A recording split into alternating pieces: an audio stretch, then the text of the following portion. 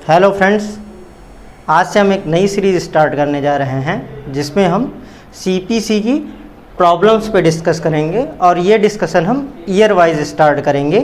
2018 तक से लेकर के बैक साइड जाते हुए हम स्टार्ट करेंगे। तो आज जो पहली प्रॉब्लम हम डिस्कस करने जा रहे हैं ये यूपीजे 2018 में पूछी जा चुकी है। इसको आप अपने मेंस के अनसॉल्व पेपर में जाके देख सकते हैं।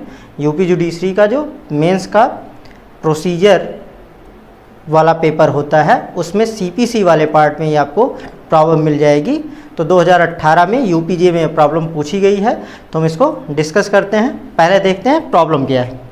यूपीजे 2018 में पूछा गया था, A enters into a contract with B to supply 100 quintals of sugars on 15 October 2018।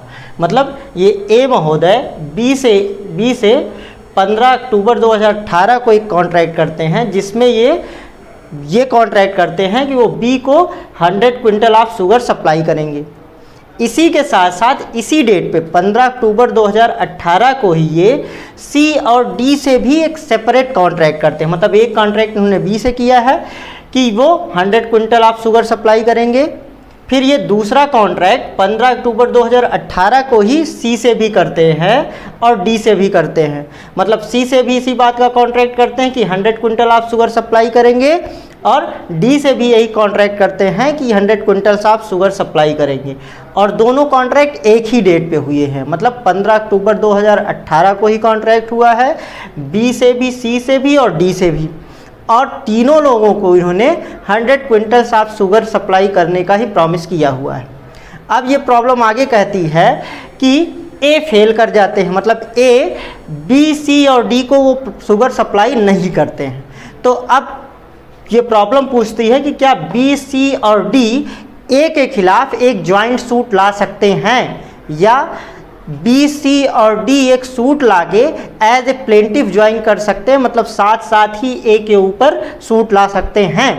ये प्रॉब्लम पूछी गई थी। अब हम इसका आंसर डिस्कस करते हैं। तो पहले देखते हैं ये प्रॉब्लम बेस्ड किस पे है।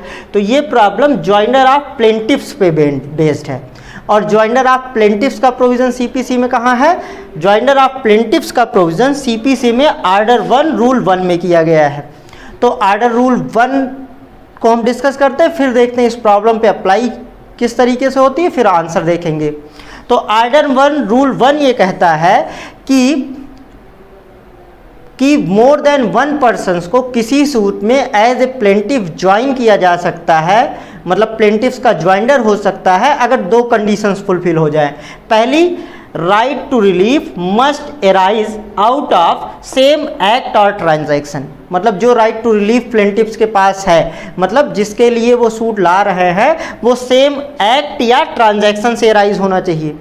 दूसरा ये कहता है, दूसरी रिक्वायरमेंट जो है वो है if such persons brought separate suits, कि अगर वो लोग जो एज प्लेंटिफ्स ज्वाइनर करना चाहते हैं अगर वो सेपरेट सूट लाते तो कॉमन क्वेश्चन ऑफ लॉ और फैक्ट वुड एराइज।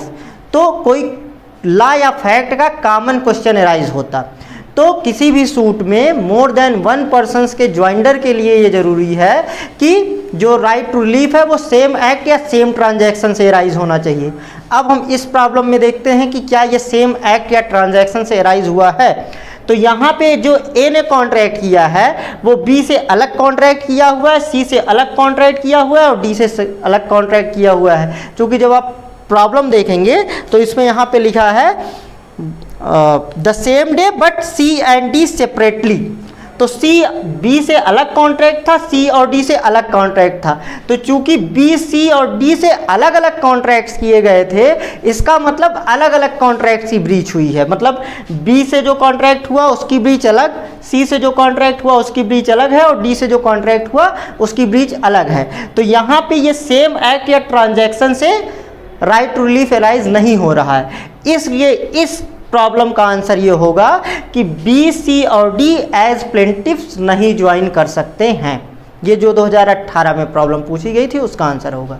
लेकिन अगर इसी समस्या को हम थोड़ा सा परिवर्तित कर दें, अगर बी, सी और डी और ए, ये चारों लोगों ने एक साथ ही कॉन्ट्रैक्ट किया होता, एक ही कॉन्ट्रैक्ट होता जिसमें ए ने प्रॉमिस किया होता कि हम बी को 100 क्विंटल देंगे, सी को 100 क्विंटल देंगे और डी को 100 क्विंटल ऑफ शुगर सप्लाई करेंगे।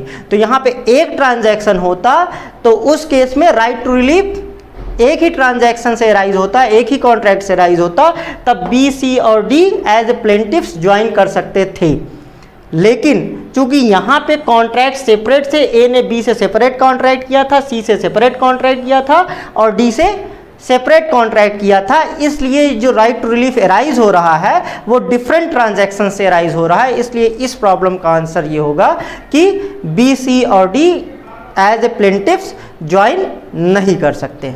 तो ये प्रॉब्लम थी 2018 में जो सीपीसी में पूछी गई थी।